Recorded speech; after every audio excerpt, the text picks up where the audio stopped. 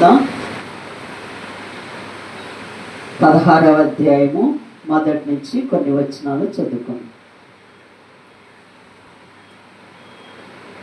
ఇక్కడ లూకా గారి ద్వారా దేవుడు మనతో మాట్లాడుతూ ఉన్నారు.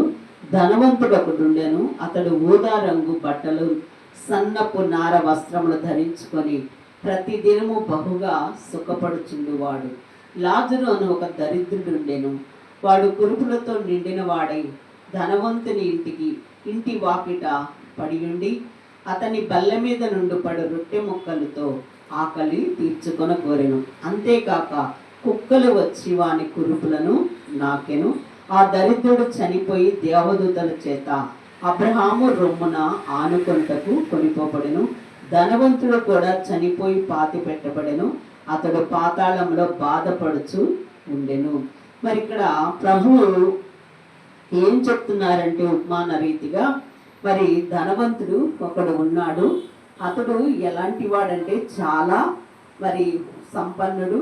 ఊదా రంగు బట్టలు, సన్నపు నారు వస్త్రాలు ధరించుకుంటాడనమాట. అంటే ఈ రోజుల్లో చెప్పాలంటే ఒక కోటీశ్వరులతో సమానం అనమాట. అలాగున ఆ ధనవంతుడు ఊదా రంగు వస్త్రములు ధరించుకుంటూ చాలా సంతోషముగా ఈ లోకంలో జీవిస్తూ ఉన్నాడనమాట.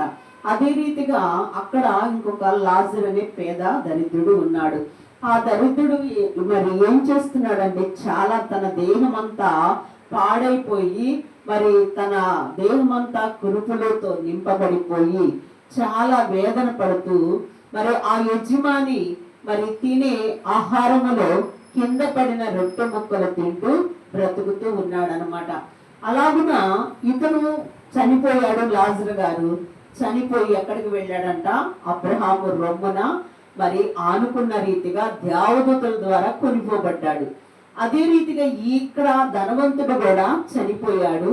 అతను ఎక్కడికి వెళ్ళాడు? పాతాళంలోకి వెళ్ళిపోయాడు అనమాట. ఇక్కడ ఈ లాజరు గారు అనే ఆయన కూడా యోధుడే. ఆయన చాలా సంపన్నుడే. కానీ ఒకానొక కాలములో వారికి కష్టకాలం వచ్చినప్పుడు ఈ లాజరు గారు ఆ ధనమంతా వారికి ఇచ్చిన రీతిగా కనబడుతుందని పెద్దలైన వారు చెప్తూ ఉంటారన్నమాట. అలాగ ఆ రీతిగా ఇతను దరిద్రుడైపోయాడు. ఈ ధనవంతుడు మాత్రము చక్కగా ఊదా రంగు వస్త్రం, అంటే రాజరికము కలిగిన వస్త్రాలు అన్నమాట.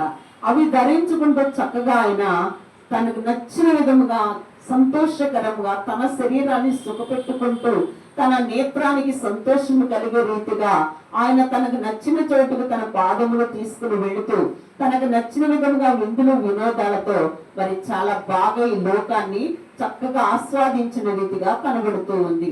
అయితే పక్కనే ఉన్న తన సహోదరుడు తన యూదుడు అతను కూడా అతనికి కనీసం మంచి భోజనం కూడా పెట్టలేదు. గాని అతని చేదరించుకుంటూ అసహించుకుంటూ వీడేం పాపం చేశాడో, వీడికి ఇంత జబ్బు వచ్చేసింది అనేసి చాలా అసహించుకుంటూ ఏం చేస్తున్నాడంటే, కనీసం తను తినే భోజనం కూడా అతనికి పెట్టుకోకుండా అసహించుకుంటున్నాడు.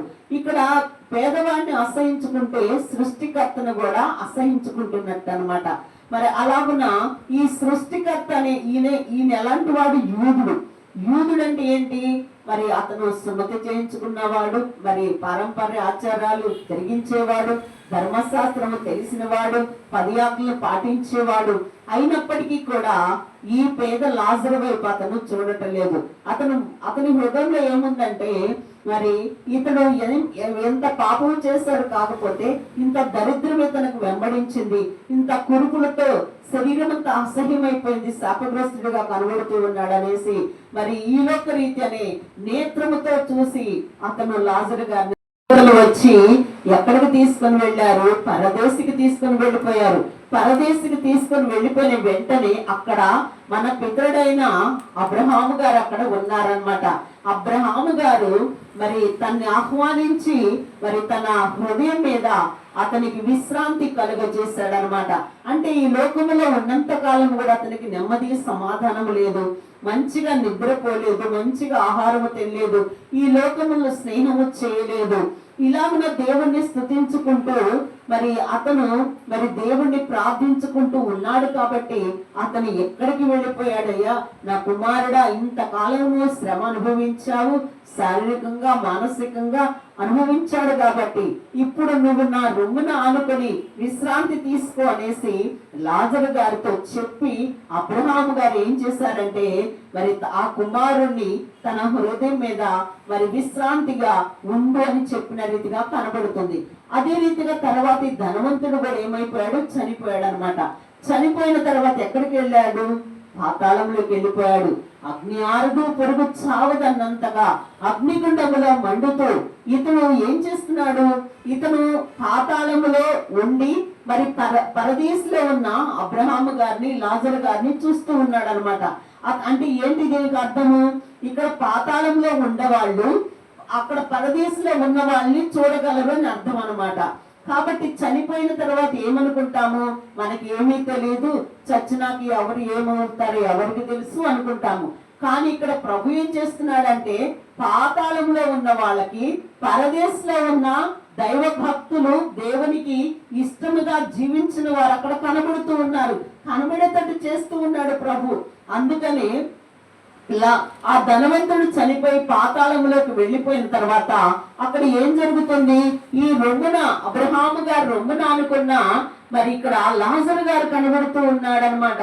ఇదేంటి, నా పాదముల వద్ద ఒక కుక్క వలె పడి ఉన్న, కురుపులతో వ్యాధిగ్రస్తుడై ఉన్న ఈ లాజరు ఏంటి మరి అబ్రహాము రొమ్మున అనుకున్నాడనేసి అతను ఆశ్చర్యపడిపోయి మరి వెంటనే ఏమంటున్నాడు, మరి చూస్తున్నాడు కదా అబ్రహాము గారిని, ఏమంటున్నాడు, తండ్రివైన అబ్రహామా అంటున్నాడు. మరి ఈ తండ్రి అయిన అబ్రహాము భూలోకములో ఉన్నప్పుడు అబ్రహాము గారు ఏం చేస్తారో అతనికి తెలియదా, 10 ఆజ్ఞలు తెలియదా? మరి ఏమంటున్నాడు, ఎవరైనా నీకు పేదవాడు కనబడినప్పుడు నీకు 2 వస్త్రములుంటే 1 వస్త్రం అతనికి ఇచ్చివేయమన్నాడు కదా, మరి నువ్వు అది పాటించలేదా? అబ్రహాము గారు తెలుసు కానీ నీకు, యాకోబు గారు తెలుసు, అందరూ తెలుసు కానీ ఈ పేద లాజరు ఇంత మన తోటి సహోదరుడు ఇంత బాధ అనుభవిస్తూ ఉన్నాడు, ఇతడికి మనం సహాయం చేయాలన్న ఆలోచన కలగలేదా? ధర్మశాస్త్రము తెలుసు, 10 ఆజ్ఞలు తెలుసు, మరి దేవుడు ఏం చెప్పాడు, పేదవాన్ని కనికరించమన్నాడు, నీ సహోదరుడిగా భావించమన్నాడు, ప్రేమను కురిపించమన్నాడు. ఇవన్నీ గుర్తు రాలేదు కానీ పాతాళంలో మాత్రము తండ్రివైన అబ్రహామా అని పిలుస్తున్నాడు అనమాట. అప్పుడు ఏమంటున్నాడు, అబ్రహాము గారిని వచ్చి అయ్యా మరి ఒక చిటికిని వేళతో నా దాహం తీర్చని అంటలేదు అబ్రహాము గారిని, పక్కన ఉన్న లాజర్ని రమ్మంటున్నాడు. ఎందుకంటే ఈ లాజర్ అనేవాడు ఎలాంటి వాడు, నా పాదం యొక్క ఉండేవాడు. అక్కడ కూడా అతను ఏం చేస్తున్నాడు, లాజరు గారిని తక్కువ చేస్తున్నాడు. నువ్వు తండ్రివైన అబ్రహాము అన్నప్పుడు అబ్రహాము గారిని అడగొచ్చుగా, అయ్యా నా గొంతు ఎండిపోతుంది, అయ్యా నాకు దాహం తీర్చడానికి అయ్యా ఒక నీటి బొట్లు నాకు దగ్గరగా రాయ్యా అని పిలవచ్చుగా. అలా పిలవకోకుండా అబ్రహాము గారిని రమ్మనకుండా తన దగ్గర పనివాడిగా పడి ఉన్నాడు కాబట్టి అతను నా దగ్గరికి రావచ్చు అన్నంతగా అక్కడ కూడా తన అజమాయిషి చూపిస్తూ ఉన్నాడు అనమాట.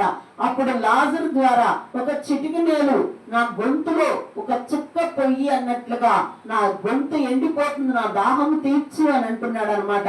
అలాగున అన్నప్పుడు అబ్రహాం గారు ఏమంటున్నారు, అయ్యా నువ్వు కుమారుడా ఈ లోకములో అన్ని సుఖములు అనుభవించేశావు, ఇక నువ్వు అనుభవించాల్సింది ఏమీ లేనంతగా నీ ఇష్టానుసారముగా మా పొరుగు వారిని కూడా నువ్వు ప్రేమించకుండా, దరిద్రుడిని ప్రేమించుకోకుండా లోకానికి విరుద్ధమైన కార్యాలన్నీ చేశావు కాబట్టి ఇక నీకు మాకు చాలా అగాధం అన్నది, అది దాటి మేము రాలేము, దాన్ని దాటి నువ్వు రాలేవు. కాబట్టి నువ్వు ఈ లోకమంతా సుఖాన్ని అనుభవించావు, నువ్వేమాత్రము దిగులు చింత అనేది లేకుండా, ప్రేమ అభిమానం అనేది లేకుండా నువ్వు ఈ లోకంలో నీకు నచ్చిన విధముగా జీవించావు కాబట్టి ఇక నీకంటూ విశ్రాంతి ఉండదు. అక్కడే నువ్వు పాతాళములోనే, అది అగ్ని ఆరదు, పొడుగు చావదు. కాబట్టి నువ్వు చావును బ్రతికే ఉంటావు, అగ్నిగుండంలో కాలుతూనే ఉంటావనేసి అప్పుడు ఇతను ఏమంటున్నాడు, ఈ ధనవంతుడు ఏమంటున్నాడు పాతాళంలో, తండ్రివైన అబ్రహామా ఇదిగో నాకు 5 మంది సహోదరులు ఉన్నారు, ఆ లాజర్ను పంపించు, ఆ లాజర్ వెళ్ళి చెప్తే ఇదిగో నేను ఇంత యాతన పడుతున్నానని వారికి చెప్తే వాళ్ళు మారిపోతారు అనేసి అంటున్నాడు. అప్పుడు అబ్రహాం గారు ఏమంటున్నారు, వాళ్ళు ఏమి మారరయ్యా, వాళ్ళు మారే వాళ్ళు కాదు అనేసి ఇక్కడ మరి తండ్రివైన అప్పుడు అతడు తండ్రి అలాగైతే నాకు 5 సహోదరులు ఉన్నారు, వారు ఈ వేదనకరమైన స్థలమునకు రాకుండా వారికి సాక్ష్యం ఇచ్చుటకై నా తండ్రి ఇంటికి వారిని పంపవలనని నిన్ను వేడుకొనుచున్నాను అంటున్నాడు. అందుకు అబ్రహాము, వారి యొద్ద మోషేయు ప్రవక్తలున్నారు, వారి మాటలు వినవలనని అతనితో చెప్పగా, అతడు తండ్రివైన అబ్రహామా, అలాగూ అనవద్దు, మృతుల నుండి ఒకడు వారి యొద్దకు వెళ్ళిన ఎడల వారు మారు మనసు పొందుదురు అంటున్నాడు. మరలా అబ్రహాం గారు ఏమంటున్నారంటే, మరి మోషేయు ప్రవక్తలు చెప్పిన మాటలు వారు వినని ఎడల మృతుల నుండి ఒకడు లేచినను వారు నమ్మరని అతనితో చెప్పాను. ఎందుకంటే ఈ మాట అంటున్నాడంటే, మరి ఇక్కడ మరి ప్రవక్తలు, పరిశుద్ధులు, భక్తులైన వారు ఏం చెప్తున్నారు? రండి, రక్షణ పొందండి, మారు మనసు పొందండి, ఇదిగో దేవుడు త్వరగా వచ్చుచున్నాడు అనేసి మరి ప్రతి ఒక్కరికి కూడా ప్రవక్తల ద్వారా చెప్తూనే ఉన్నారు. అయినా వీళ్ళు ఎక్కడ వింటున్నారు? వింటలేదు. ఇక్కడ మృతుల నుండి ఒకటి లేచి వెళ్ళి చెప్తేనంట వాళ్ళు వింటారంట. ఎందుకు వింటారో? దయ్యం వచ్చింది, భూతం వచ్చిందని పారిపోతారే గాని ఎవరు కూడా చచ్చిన వారు వెళ్ళి చెప్తే ఎవరు కూడా నమ్మరన్నమాట. అందుకని అబ్రహాం గారు ఏమంటున్నారంటే, అంతకంటే మోషే లాంటి వాళ్ళు ఉన్నారు, ప్రవక్తల ఎంత మంది చెప్పినా వినని వారు ఇప్పుడు ఒకడు మృతులను లేచి వెళ్తే ఎలా వింటారు? వాళ్ళు ఏమంటారంటే దయ్యం వచ్చిందని చీపుర్లు చాటలతో కొడతారనమాట. అలాంటి సమాజంలో ప్రజల్లో మనం ఉన్నాము కాబట్టి మరి ఇక్కడ అందుకనే అబ్రహాము గారు అసలు ఏమాత్రము కూడా అవకాశము ఇవ్వలేదు.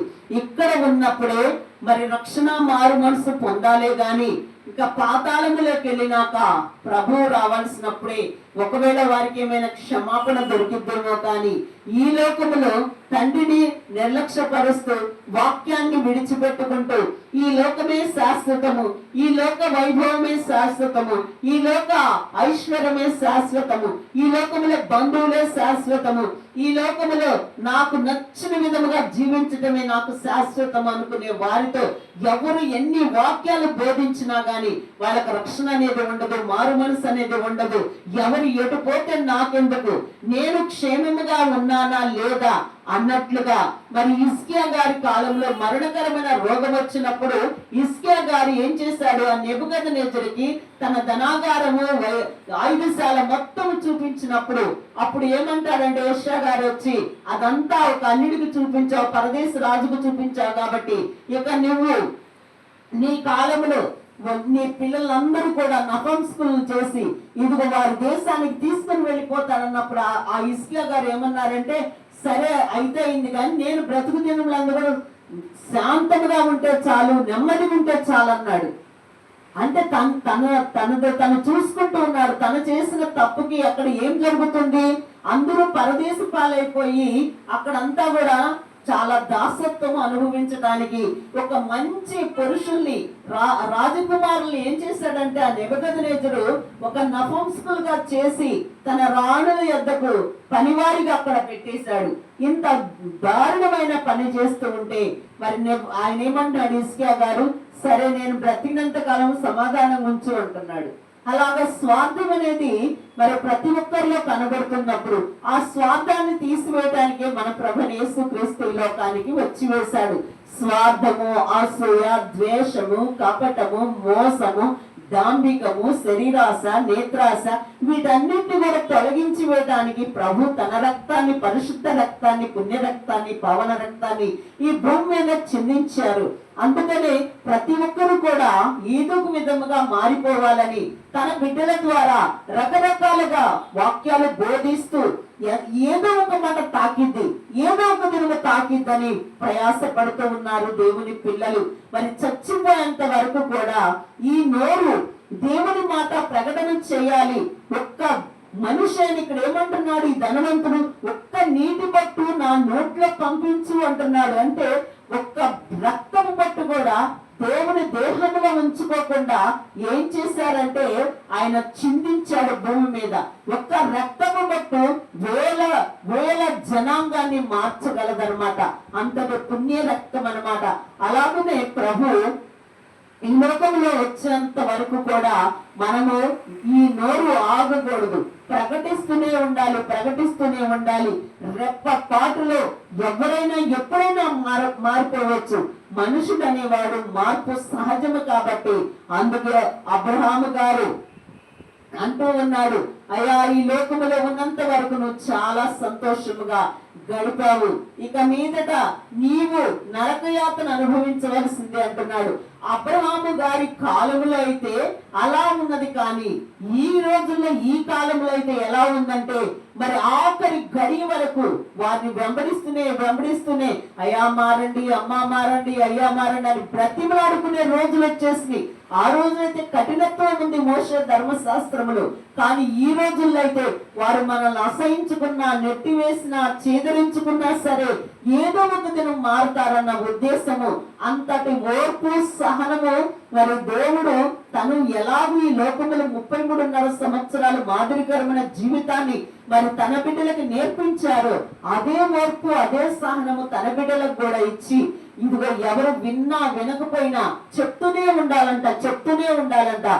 ఏదో ఒక మాట ఒక మనిషిని వాళ్ళ హృదయములోకి ఆ సుట్టు వంటి వాక్యము బండ వంటి తన హృదయాన్ని బద్దలు కొట్టేసి, ఆ వాక్యం ఎలాగూ మోషే గారిని ఏం చెప్పాడు ప్రభు, ఆ కొండ ఎద్దకు వెళ్ళు, ఆ బండ ఎద్దకు నువ్వు వెళ్ళినప్పుడు దాని ఎదురుగా నేను ఉంటాను, ఆ బండను పగలగొట్టు, దాని నుండి నీరు ఉబికి వచ్చి ఇశ్రాయేలు జనాంగం దాహం తీర్చిద్ది అన్నారు. అలాగున మన హృదయం కూడా దేవుడు ఏదో ఒక దినము పగలగొడతాడు.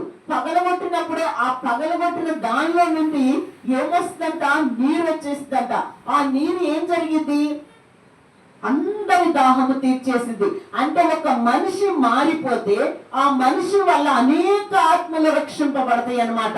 ఇంతకు ముందు నేను ఇట్లా రాతి హృదయంతో ఉన్నాను, దేవుడిని నిర్లక్ష్యము చేశాను, నేను నమ్మలేదు, మాకున్న దేవుడి కంటే గొప్ప దేవుడు అని నిర్లక్ష్యం చేశాను, ఇప్పుడైతే నేను మారిపోయాను కాబట్టి ఇదిగో నన్ను బట్టి అనేకులకు రక్షణార్థమై నేను నిలువబడాలని నేను సాక్ష్యం ఇస్తూ ఉన్నాను అంటూ ఉంటారనమాట. అలాగే బండల్లాంటి కొండల్లాంటి వాటిని కూడా దేవుడు పగలగొట్టగలడు అనమాట. మనకెందుకులే మనమెందుకు వాక్యం చెప్పాలని ఎవరు కూడా వచ్చిన మాటలు ఉచ్చరించకుండా దేవుని నామాన్ని మహింపరచకుండా ఉండకూడదు. మరి కోట విస్తారంగా ఉంది కాబట్టి అందరినీ ఏం చేయాలంట, వాక్యం చెప్పే వీరులుగా శూరులుగా సిద్ధపరచాలంట. వినుట కంటే అనేకులతో మాట్లాడటం మంచిదంట. మాటలు ఏదో ఒక విధంగా మనుషులకి దేవుని మాట కలిపేసేయాలంట. ఏమంటది, ఉప్పు అంటదంట, అన్ని వేసి చూడండి, నన్ను వేసి చూడండి అనిద్దంట. అలాగే యేసయ్య మాట కూడా ఒక ప్రత్యేకమైన మాట అన్నమాట. 100,000 మాటల్లో ఈ ఒక్క మాట ఆ మనిషి హృదయాన్ని తాకిద్దనమాట. తాకినప్పుడు ఆ మనిషి మారిపోతాడు, రక్షణ విలువ తెలుసుకుంటాడు, యేసయ్య రక్తంలో ఉన్న శక్తి ఏమిటో గ్రహిస్తాడు. నశించిపోయేవారు ఆయన రక్తంలో ఉన్న శక్తిని గ్రహించరు, కానీ ఇదిగో రక్షింపబడిన వారికి అది చాలా శక్తినిచ్చిద్దంట, అది చాలా ధైర్యాన్ని ఇచ్చిద్దంట. ఎటువంటి మనుషులు మన మీదకు దుమికి వచ్చినా గాని డోంట్ కేర్ అన్నట్లుగా లక్ష్య పెట్టమంట. ఎందుకంటే మనము నమ్ముకున్న దేవుడు జీవము కలిగిన దేవుడు. మనము జీవించే వారమే కానీ చచ్చేవారమే కాదు. మాటికి మనల్ని ఇబ్బంది పెట్టేవారు మధ్యన మనం ఉన్నా కానీ, మాటికి మనల్ని ఎంత మాటలతో చేస్తులతో హింసించే వారి మధ్యలో ఉన్నా కానీ మనం అంతగా కదిలించబడము. మనము కట్టుకున్న పునాది ఎక్కడంటే క్రీస్తు అనే బండ మీద మనం పునాది కట్టుకున్నాము. మనమంతగా కదిలించబడము. గాలి వానలు వచ్చినా, తుఫాన్లు వచ్చినా, సిబ్బంది వల్ల ఇబ్బందులు వచ్చినా అస్సలు లెక్క చేయము. నన్ను పుట్టించిన వాడు నాకు తోడై ఉన్నాడు కాబట్టి నేను అస్సలు భయపడననేసి మరి ఇక్కడ మరి ప్రభు మనతో మాట్లాడుతున్నట్లుగా మరి ప్రతి దినము ప్రతి క్షణము కూడా ఈ మాటలు నెమరు వేసుకుంటూ ఆయన ఉద్దేశాలు అనేకులకు వెల్లడిపరుస్తూ ఆయనకి ఇష్టంగా జీవితాన్ని మనము జీవించాలి. మనకి ఇష్టం వచ్చినట్లుగా మనము జీవించటము కాదు, ఆయనకు నచ్చిన విధముగా. కష్టం వచ్చినా, నష్టం వచ్చినా, వ్యాధి వచ్చినా, బాధ వచ్చినా, ఇబ్బంది వచ్చినా, ఏదొచ్చినా సరే మనం మాత్రం యేసయ్య మాట విడిచిపెట్టకూడదు. అనేకులకు అది ప్రకటిస్తూనే ఉండాలి. వారు మనం తిట్టినా, తిమ్మినా, ఏం చేసినా సరే 10 సార్లు తిట్టినా 11వ వారు మారతారు. అందుకోసము ప్రభు ఆయన ముఖం మీద ఉమ్మ వేశారు, ఆయన హింసించారు, అయినా కానీ అయ్యా అమ్మా అంటున్నాడు. ఎందుకింత ప్రేమ ఎక్కడి నుంచి వస్తుందంటే మరి ప్రభు ఏం చూస్తున్నాడు, లోపల ఉన్న దయ్యాలను చూస్తున్నాడు. ఆయన దయ్యాలు మనిషి దూషించదే గాని ఎప్పుడు కూడా మనిషిని దూషించదనమాట. అందుకని ప్రభు మనుషుల్లో ఉన్న దయ్యాల వైపు చూస్తాడు. ఆ దయ్యాలు నా బిడ్డల్ని బాధ పెడుతున్నారు అనుకుంటాడే కానీ మనిషి ఎప్పుడు కూడా ఇంకొక మనిషిని బాధించదనమాట. అందుకు ఆ దయ్యాల్ని వెళ్ళగొట్టడానికి ఈ సువార్త ప్రకటించడం అనమాట. అలాగున మనం ఇవన్నీ కూడా గుర్తు పెట్టుకొని మరి అబ్రహాము సంతానమే కానీ మనము ఆ అబ్రహాము సంతానముల నుండి వచ్చిన ఇంకా విధేయతలు కలిగిన మన ప్రభుని యేసుక్రీస్తు ధర్మశాస్త్రాన్ని పదంతలుగా అనేకులకు ఆకర్షణీయకరముగా మరి దేవుడు ప్రకటిస్తూ ఉన్నాడు. కాబట్టి తండ్రికి మించిన తనయుడైన మన ప్రభుని యేసుక్రీస్తుకు మించి ఇంకా ఈ లోకంలో అద్భుతాలు ఆశ్చర్యాలు మనం జరిగిస్తూ మనుషుల వైపు చూడక మరి మనం ప్రకటిస్తూనే ఉండాలి, ప్రార్థన చేసుకుంటూనే ఉండాలి. మనతో ప్రభు ఉండాలి, మనము ప్రభుతో ఉండాలి. అట్టి ధన్యత దేవుడు మనకు దయచేయను గాక. వాక్యం దేవుడు దీవించును గాక. ప్రార్థన చేసుకుందాం. మహోన్నతుడు అయిన తండ్రి, మహిమ కలిగిన దేవ, వందనాలు, స్తోత్రాలు, ప్రణితలు విడుదలు చెల్లిస్తూ ఉన్నాం ప్రభా. ఈ ఉదయకాల సమయం మందు, పునరుద్ధాన దినమందు ప్రభా, నీ రక్తాలు తీసుకునే దినము ప్రభా. నా తండ్రి నాయన, నీవు ప్రేమించి నాయన నీ కృపా కనికరాలు మా పట్ల ఉంచి క్షేమము సమాధానం ఇచ్చి నా తండ్రి గడిచిన నెలంతా మీ కృప కలిగిన హస్తం చాటున భద్రపరిచి మరి ఒక నా తండ్రి రక్తాలు తీసుకునే నాయన నెలలోకి మమ్మల్ని ప్రవేశపెట్టిన తండ్రి మీకు వందనాలు, స్తోత్రములు చెల్లిస్తూ ఉన్నాం ప్రభా. మీరు మాతో ఉన్నందుకు, మాతో ఇప్పటి వరకు మాట్లాడినందుకు వందనాలు, స్తోత్రాలు. మా పితరులేని వారిని, భక్తులేని వారిని మా మధ్యకు తీసుకుని వచ్చినందుకు వందనాలు, స్తోత్రాలు ప్రభా. మమ్మల్ని అందరినీ జ్ఞాపకం చేసుకుని పేరు పేరున దీవించి ఆశీర్వదించి వచ్చిన వారిని, రాలేని వారిని, రావాలనుకున్న వారిని, ఆగిపోయిన అందరినీ దీవించి ఆశీర్వదించి మీరు మహిమ పొందమని నా తండ్రి విన్న మాటలు ప్రతి ఒక్కరి హృదయంలో నా తండ్రి భద్రము చేసుకుని తలపోసుకుంటూ నెమరు వేసుకుంటూ నిన్ను మహింపరిచే కృపా కనికరాలు మాకు దయచేసి మీరు మహిమ పొందమని నా మనవులు మీ సింహాసనము చేర్చుకొని మీరే మహిమ ఘనత కీర్తి ప్రభావం పొందమని యేసయ్య పరిశుద్ధ నామములు వేడుకొంచున్నాను పరలోకపు తండ్రి. ఆమేన్.